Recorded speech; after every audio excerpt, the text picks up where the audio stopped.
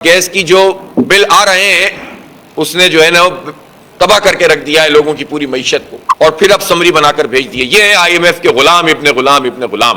یہ جو ہماری پوری سول بیوروکریسی ہے، بڑے بڑے افسر ہیں، انہوں نے کتنا بوجھ لیا ہے، انہوں نے اپنا کتنا پیٹرول سرنڈر کیا ہے کہ ہم نہیں لیں گے۔ مڈل کلاس کو تباہ کر دو، عوام کے اوپر بوجھ ڈال دو، بجلی کی قیمت بھی ان کی بڑھاؤ، گیس کی قیمت بھی ان کی بڑھاؤ، عام آدمی پریشان ہو اور بڑے بڑے لوگ، ٹاپ کے لوگ جو ہے یاشیاں کر رہے ہوں، تو کوئی اپنا 1 لیٹر پیٹرول چھوڑنے کے لیے تیار نہ ہو، اپنی گاڑی چھوڑنے کے لیے تیار نہ ہو۔ تم بھارت سے وہ والا کمپیریزن تو کرتے ہو اور پھر یہ کہتے ہو کہ تباہی اس لیے ہوئی ہے کہ تجارت نہیں ہو رہی۔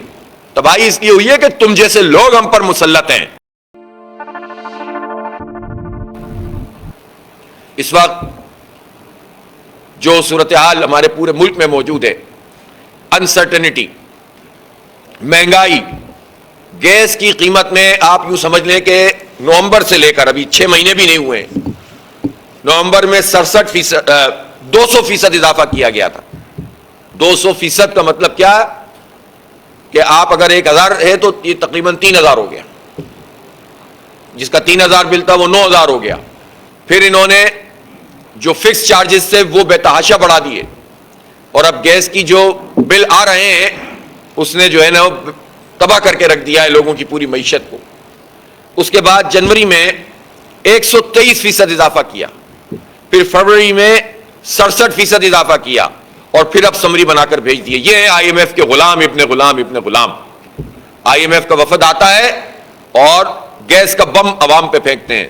700 ارب روپے کا بوجھ صارفین پہ پڑے گا۔ یہ بتائیں نا کہ یہ وزراء نے اپنا کتنا بوجھ لیا ہے۔ یہ جو ہماری پوری سول بیوروکریسی ہے، بڑے بڑے افسر ہیں، انہوں نے کتنا بوجھ لیا ہے، انہوں نے اپنا کتنا پیٹرول سرنڈر کیا ہے کہ ہم نہیں لیں گے، کتنی گاڑیاں سرنڈر کی ہیں۔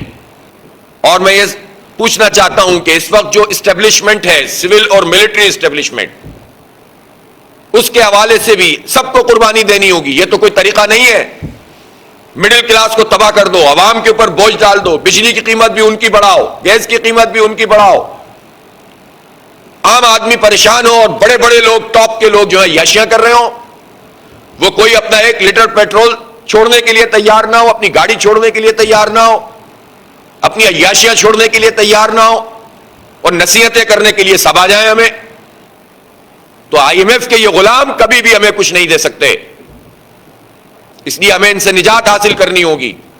اور اس پورے عمل میں جو خاص مخصوص قسم کا طبقہ لا کر بٹھایا گیا ہے، وہ طبقہ تو پاکستان کی سالمیت کے حوالے سے بھی سوالیہ نشان ہے۔ اس لیے ابھی ہم نے پچھلے دنوں دیکھا، اسحاق ڈار صاحب نے بیان دیا کہ بس ٹھیک ہے، اب ہم بھارت سے تجارت کو ازسر نو بحال کریں گے۔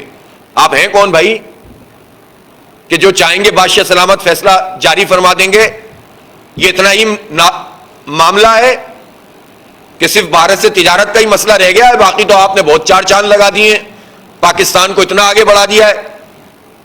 اور یہی طبقہ جس نے ہمیں برباد کیا ہے، یہی اسحاق ڈار جیسے لوگ، آئی ایم ایف کے ایجنٹ، غلام، یہ اسحاق ڈار جیسے لوگ جنہوں نے ہمیں تباہ کیا ہے، جنہوں نے کرپشن کی ہے، جنہوں نے لوٹ مار کی ہے، جن کے بچے دبئی میں اور یو اے ای میں، جن کی بڑی بڑی جائیدادیں بھی ہیں اور کاروبار بھی ہیں، کہاں سے آئے ہیں؟ سوال تو یہ ہے کہ ان کے بچوں کے کاروبار کہاں سے آئے؟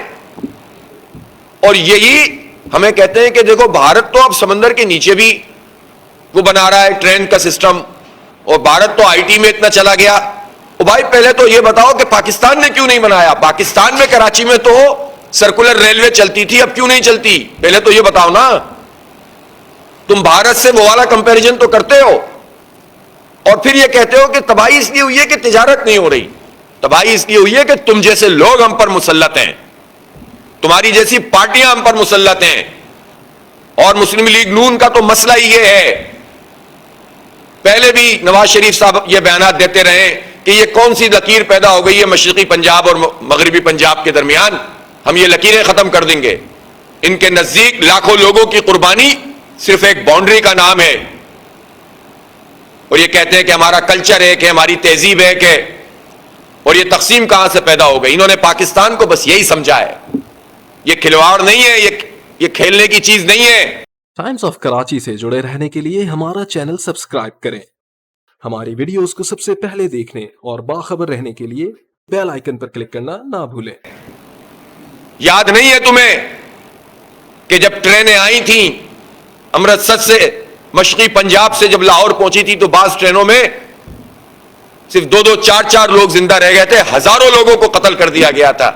اس قیمت پر پاکستان بنا تھا. آج تم اسی نظریے پر بات کرتے ہو